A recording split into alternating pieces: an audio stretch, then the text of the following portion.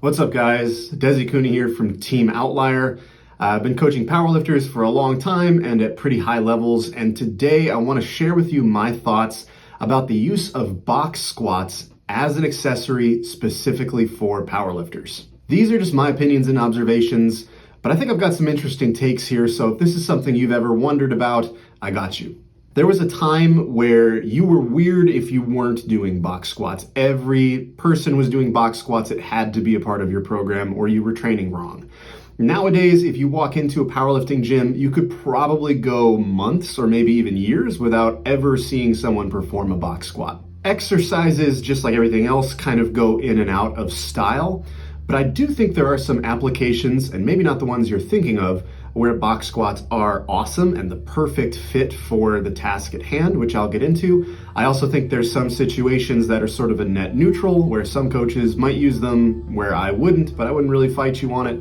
And there are definitely also some situations where I think the logic is bad, justifying their use, and I think you'd be much better suited doing something else. And in this video, I'm gonna cover all three, the good, the bad, and the ugly, so let's get into it.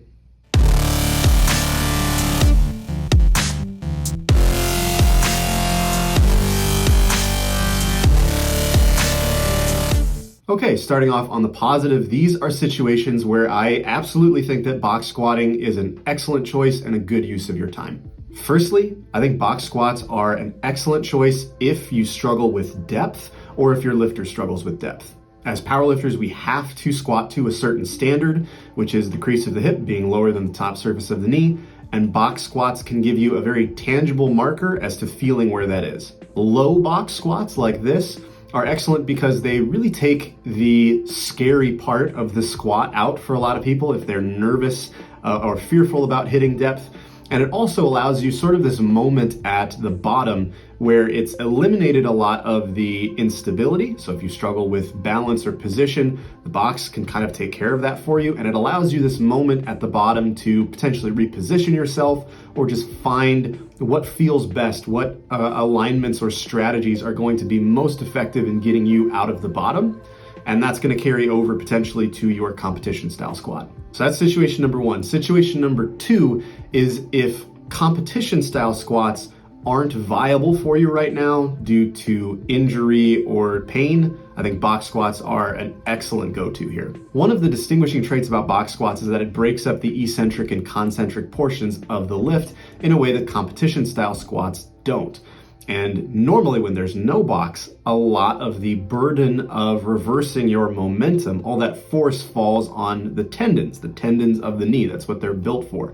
So if you're dealing with knee pain, specifically at the tendon, box squats can mitigate a lot of that even at the same depth. The same is true if you need to modify your range of motion for your knees or your hips or your back, whatever happens to be bothering you. You can always make the box higher, which again gives you a consistent and repeatable constraint on your range of motion that you can perform every time. I'm a huge believer in general in keeping plan B as close to plan A as possible. And so box squatting, even if it's to a high box, is 1000% better than not being able to squat at all.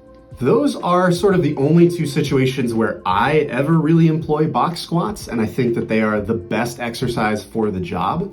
I'm gonna get now into the sort of neutral category where I wouldn't really use a box squat, but some other people might, and that's totally fine.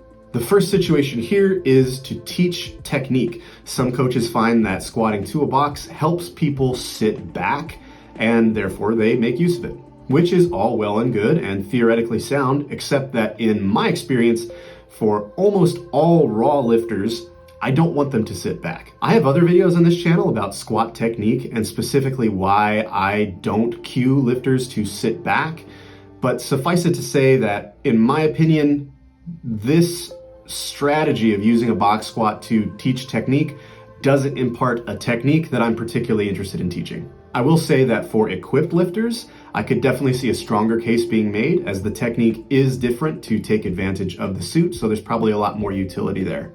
However, most of you watching are not equipped. Almost all of the lifters I coach are not equipped, and so I'm not gonna spend too much time on this one. Go do your thing. The second situation here is in regards to power development. Some coaches really like the way you can fire yourself off of a box and that it provides the opportunity for really powerful and explosive concentric movements. And that's great.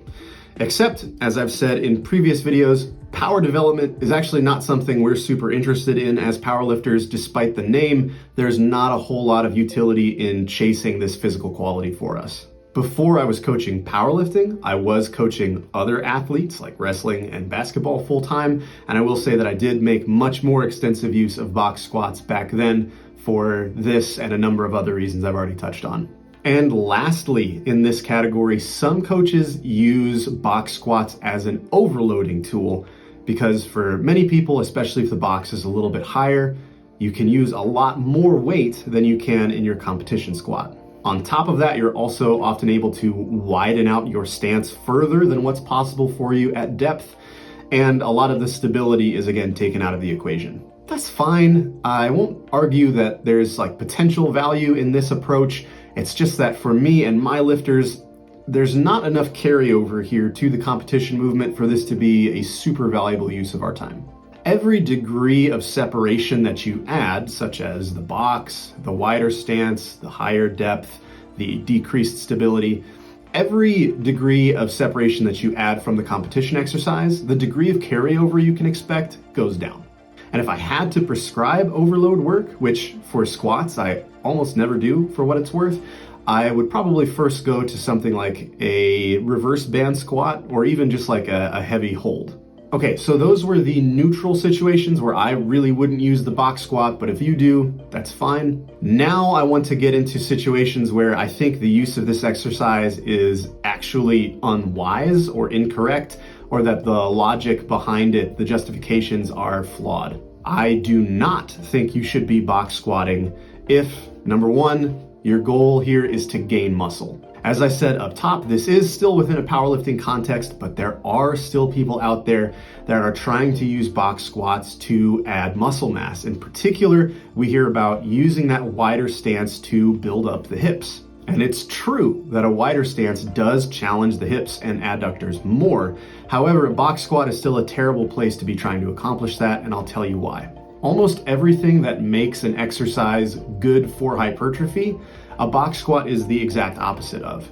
Good hypertrophy exercises are characteristically long in their range of motion. In our context, that would at least mean longer than the competition movement, which box squats are not. They challenge the stretch or the lengthened position, which box squats actually make considerably easier, and they have a high stimulus to fatigue ratio, which box squats definitely do not. And number two, I think that people who are using box squats because they feel they are superior to competition style squats for building strength are just plain incorrect, and I don't see many, if any, applications where that could be true. I've sort of listed out already with this video all the reasons that I believe this isn't true, but at the end of the day, if you're going to be tested on a specific lift, in this case squatting, then the majority of your time should be spent squatting in this exact same style, not to a box. I think that box squats are at best a sometimes useful accessory, especially if you can't squat and are trying to get back to be able to do squats. And that's it. Thanks for listening. I hope you found this informative. If I missed anything or you have any strong opinions on box squats, please leave them in the comments below, and don't forget to subscribe for more powerlifting content. See you next time.